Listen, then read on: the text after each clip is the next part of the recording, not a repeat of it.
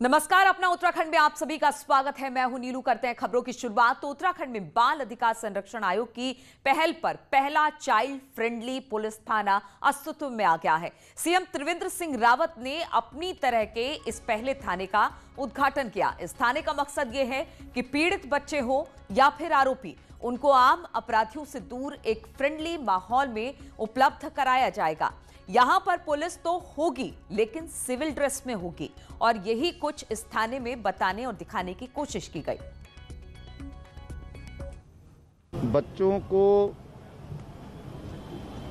भय से मुक्त करना, उनको सही दिशा देना और पुलिस हमारे जीवन में सुधार लाने के लिए काम कर रही है, ये संदेश इन बाल मित्र थानों के माध्यम से जाएगा। बच्चे एक स्वाभाविक माहौल में, घरेलू जैसा माहौल उनको थाने में मिलेगा, क्योंकि वो एक सुकोमल होते हैं। वो एक तरह से एक कच्ची मिट्टी की तरह हैं कि आप उसको जैसा ढालना चाहे वैसे ढाल सकते हैं। तो थाने भी अच्छे सुधारात्मक काम करते हैं, बच्चों के मन में ऐसे संस्कार डालते हैं। पूरे प्रदेश के लिए बाल आयोग ने अपने जो हम लोगों को बजट मिलता है, उस बजट में हम लोगों ने काफ़ी कटौती करते हुए 13 जिलों को 13 लाख रुपया दिया है, और एक मुश्त हम लोगों ने 13 लाख रुपया जारी किया है, जिसको प्रत्येक थाने को जिले के 1-1 लाख दिया जाएगा। और आज त्रिवेंद्र कैबिनेट की शाम 5 बजे मीटिंग होगी। मीटिंग में गैरसैंण में बजट सत्र की तारीख तय हो सकती है। स्कूल कॉलेज के सामान्य रूप से खुलने पर भी आज विचार हो सकता है। आज शाम 5 बजे सीएम हाउस में ये कैबिनेट बैठक रखी गई है। कैबिनेट के बाद ब्रीफिंग करेंगे सरकारी प्रवक्ता मदन कौशिक। देहरादून में और त्रिवेंद्र कैबिनेट की बैठक आज बेहद महत्वपूर्ण मानी जा रही है। गैरसैंण में बजट सत्र की डेट तय करना, साथ ही साथ स्कूल डिग्री कॉलेजेस सामान्य रूप से खुलने पर विचार किया जा सकता है आज कैबिनेट की इस बैठक में। और स्पा सेंटर में मसाज के नाम पर चल रही अनैतिक गतिविधियों को लेकर न्यूज 18 के ऑपरेशन के बाद पुलिस प्रशासन में हड़कंप की स्थिति है। डीजीपी अशोक कुमार ने कहा कि मामले में सख्त कार्रवाई के निर्देश दिए गए हैं। तो वहीं एसएसपी योगेंद्र रावत का कहना है कि सभी थाना क्षेत्रों में स्थित स्पा सेंटरों के रिकॉर्ड खंगाले जा रहे हैं। शुरुआती दौर में सभी स्पा सेंटर में जाने वाले कस्टमर और यहां काम करने वाले कर्मचारियों का रिकॉर्ड मेंटेन करने को कह दिया गया है। यदि इस पर भी कोई शिकायत मिलती है तो कड़ी से कड़ी कार्रवाई की जाएगी। हम अभी वर्तमान में तो केवल ये सुनिश्चित कर सकते हैं कि इनमें जो कार्य करने वाले हैं और जो इनकी सेवाएं लेने वाले हैं उनका रिकॉर्ड रखा जाए। अब अगर उनके द्वारा फिर कोई शिकायत आती है सामने या कोई अवांछनीय गतिविधि आती है तो फिर उसके हिसाब से उसमें कार्रवाई की जाएगी। और देहरादून के रानी बाग में लेपर्ड को रेडियो कॉलर किया गया है और इसी हफ्ते बागेश्वर में एक घर में टाइगर का रेस्क्यू किया गया था। वन विभाग ने इस टाइगर को रेडियो कॉलर किया है। इस तरह से राज्य का छठा ऐसा टाइगर है जिसे रेडियो कॉलर किया गया है। तो लेपर्ड को रेडियो कॉलर किया गया, बागेश्वर से इसे रेस्क्यू किया गया था। बातचीत करने के लिए सुनील नवप्रभात हमारे साथ जुड़ रहे। सुनील, क्या जानकारी इस लेपर्ड को लेकर? देखिए नीलू, ये पिछले दिनों बागेश्वर से इसको रेस्क्यू किया गया था। वहाँ किसी घर में ये लेपर्ड घुस गया था, जिसको फिर रानी खेत स्थित जो रेस्क्यू सेंटर है वहाँ पर लाया गया था।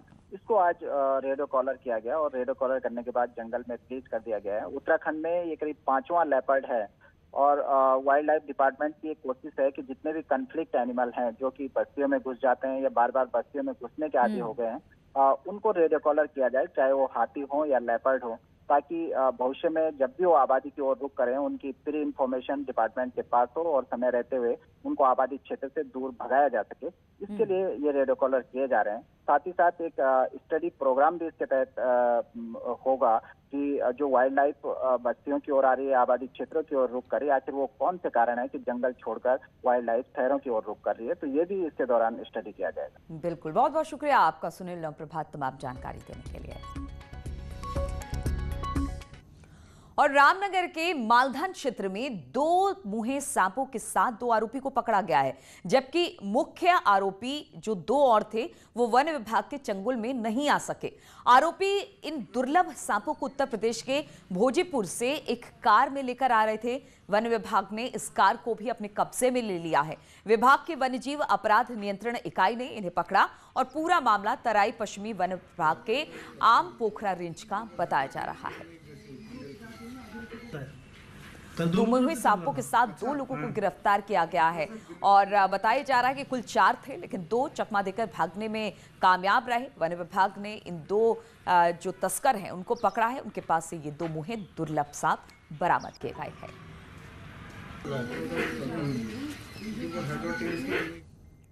और राज्य में बढ़ते बर्ड फ्लू के मामलों को देखते हुए टिहरी जिले में पशु चिकित्सा विभाग अलर्ट मोड पर आ गया है। साथ ही सैंपलिंग के काम में तेजी कर दी गई है। अभी तक 81 सैंपल लैब भेजे जा चुके हैं, जिसकी रिपोर्ट भी नेगेटिव आई है।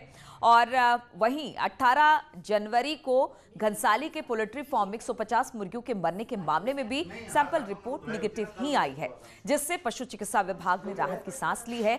पशु चिकित्सा अधिकारी का कहना है कि कीर्तिनगर और घनसाली के दोनों सैंपल रिपोर्ट नेगेटिव आई है, लेकिन इसके बावजूद बर्ड फ्लू के अलर्ट को देखते हुए सैंपलिंग का काम लगातार जारी है। हम 81 सैंपल पूरे डिस्ट्रिक्ट से भेज चुके हैं और जो सैंपल हमने घनसाली से भेजे थे, कीर्तिनगर से भेजे थे, वो दोनों रिपोर्ट नेगेटिव आई है। फिलहाल फिर भी हम अलर्ट मोड पे हैं और नॉर्मल सैंपल हम सीरम सैंपल भेज रहे हैं लगातार। और पौड़ी में कलेक्ट्रेट के पास आज सम्मान निधि और पेंशन सुविधाओं को लेकर 2 आंदोलनकारी महिलाएं पेड़ पर चढ़ गईं। पेड़ पर चढ़ी महिलाओं का उनका कहना था कि सरकारी पहचान पत्र पाने वाले 139 चिन्हित राज्य आंदोलनकारियों को अभी अन्य आंदोलनकारियों की तरह सुविधाएं की जाए। और उनका कहना है कि अधिकारियों तक यहां पर चक्कर लगा कि वो थक चुकी हैं और अधिकारी बार बार पहचान पत्र लाने को कहते हैं। बता दें कि 3 साल पहले शासन ने इनकी सुविधाएं बंद कर दी थी और यही वजह रही कि विरोध स्वरूप आज ये पेड़ पर चढ़ गए। कमेटी का गठन करें आप। अरे भैया, इसमें तो कुछ नहीं हो सकता जब तक आप अपनी साक्षी प्रमाण पत्र नहीं दोगे। तो हमने कहा भाई साक्षी हमने अब कहाँ से देने, हमने तो साक्षी पहले यहाँ जमा कर रखे हैं। अलाइ वालों के पास जाते तो कहते हैं कि हमने जला दिया, थाने वालों के पास जाते वो कहते हैं हमारे पास नहीं है, हॉस्पिटल से लाते तो उनके लिए कहते हैं कि फर्जी है। अब हम ओरिजिनल साक्षी प्रमाण पत्र कहाँ से लाए। और चमोली के घाट मुख्य बाजार तिराहे पर नंदप्रयाग घाट सड़क चौड़ीकरण की मांग को लेकर आंदोलनकारियों का अनशन आज 13वें दिन भी जारी रहा। वहीं पर आज इस क्षेत्र के सैकड़ों महिलाओं और जनप्रतिनिधियों के साथ ही संगठनों ने इस आंदोलन को समर्थन देने के लिए घाट बाजार में प्रदर्शन कर आक्रोश रैली निकाली।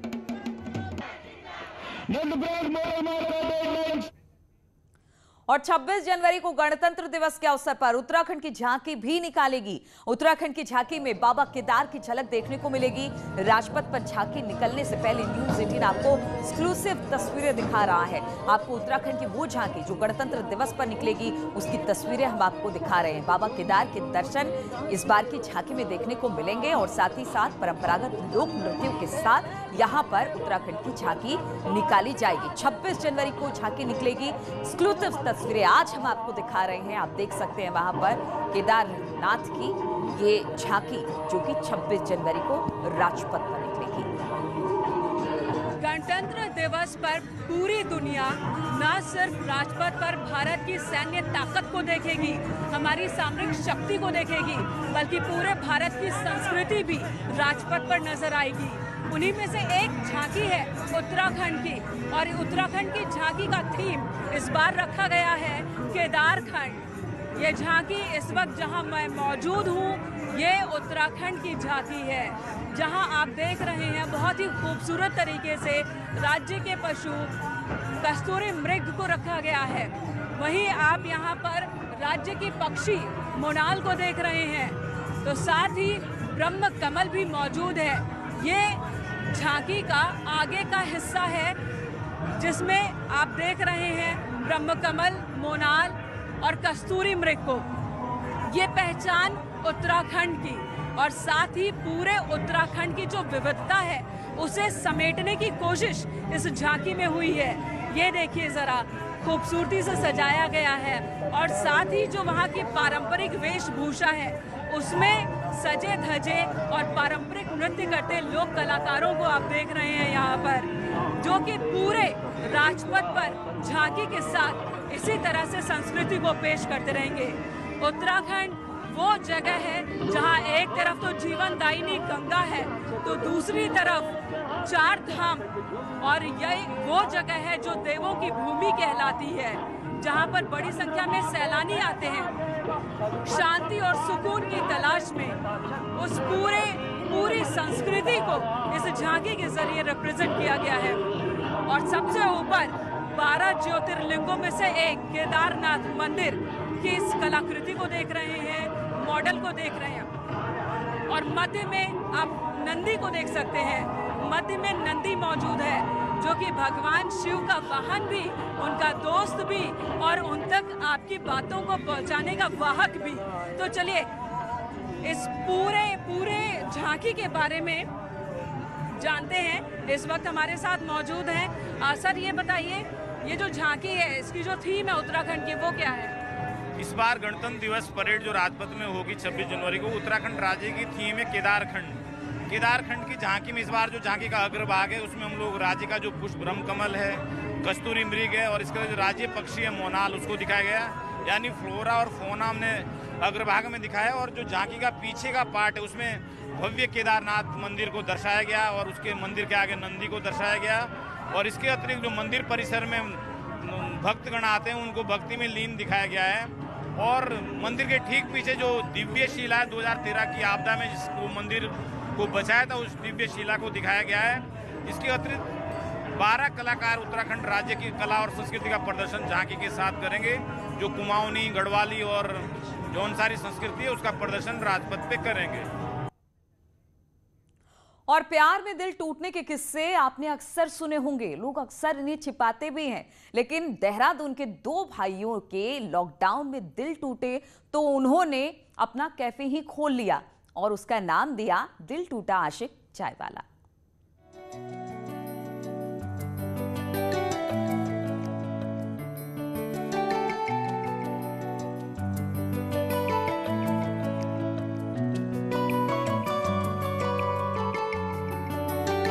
टूटे दिल वालों के लिए इन दिनों दिल टूटा आशिक चाय वाला कैफे एक नया अड्डा बना है। लोग यहाँ आते हैं, चाय की चुस्कियां लेते हैं और अपने दिल का हाल पेपर में लिखकर बयां करते हैं।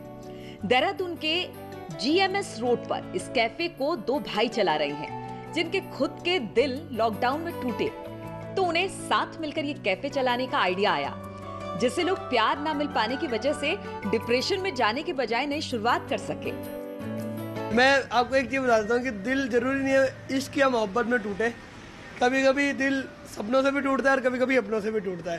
तो हमारी लाइफ की जर्नी में तो दिल जो तोड़ा है वो किसी अपने ने ही तोड़ा है। बेसिकली क्या हुआ था, एक फेज़ आया दोनों की लाइफ में हमारे, एंड एक दूसरे को बहुत मोटिवेट किया, एक दूसरे को बैकबोन बने। मेरा भाई का उसने मुझे मोटिवेट करने के लिए कि लेट्स प्ले, ये तू कर सकता है। और वहीं यहाँ आने वाले लोगों का कहना है कि कैफे का नाम ही काफी यूनिक है, सिर्फ अपने नाम की वजह से ही इसे काफी पहचान मिल रही है और इस वजह से यहाँ आना अच्छा लग रहा है। बिल्कुल, यार दिल टूटे वाले नहीं है। ऑब्वियसली भाई ने सोचा इतना बहुत ग्रेट है ऑब्वियसली, लेकिन टेस्ट बहुत ज्यादा अच्छा है भाई के पास। दिल टूटे वाले नहीं, लेकिन बंदा चल रहा है ऑब्वियसली तो पहले तो यूनिक नाम देख के आ रहा है कैफे का कि हाँ बहुत बढ़िया नाम है, बहुत यूनिक नाम है। नाम भी अट्रैक्ट करता है, ये भी एक प्लस पॉइंट है। ऊपर से जैसा भी फेमस चल रहा है तो हमने 1-2 पिक्स देखी थी इसकी, ये भी अट्रैक्ट करा हमें। महज 1 महीने पहले ही खुला ये कैफे अपने नाम की वजह से काफी सुर्खियां बटोर रहा है।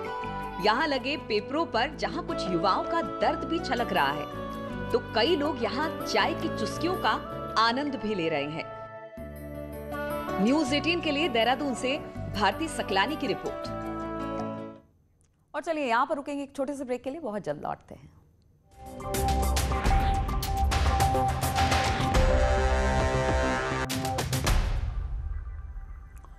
और अवैध खनन को रोकने के लिए विकासनगर पुलिस का अभियान लगातार जारी है। पिछले 2 महीने के दौरान पुलिस के अवैध खनन ले जाते हुए 40 से ज्यादा वाहनों को सीज किया। पुलिस की माने तो अवैध खनन के खिलाफ अभियान आगे भी जारी रहेगा। बताते चले कि पचवादून क्षेत्र में यमुना नदी में खनन कारोबारी चोरी छिपे अवैध खनन का काम करते हैं। नगर क्षेत्रांतर्गत अवैध खनन के ऊपर लगातार कार्रवाई की जा रही है।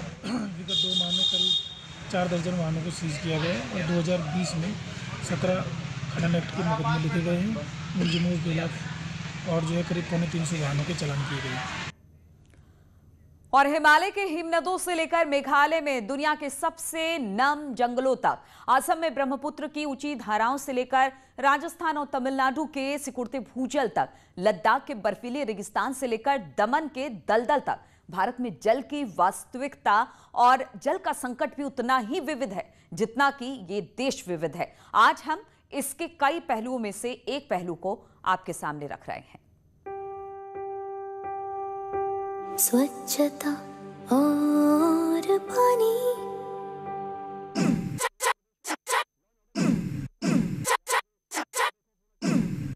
सोचो तो क्यों है आज सहमा सहमा पानी, ये चुपचाप पानी क्यों?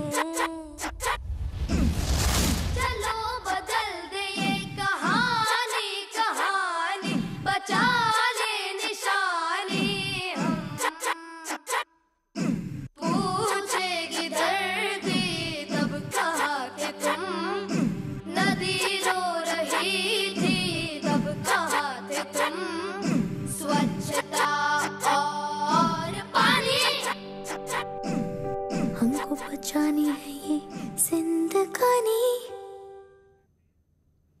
तो इसी के साथ इस बुलेटिन में फिलहाल इतना ही। रुकेंगे छोटे से ब्रेक के लिए, लेकिन ब्रेक के बाद भी लगातार यहां खबरों का सिलसिला जारी है।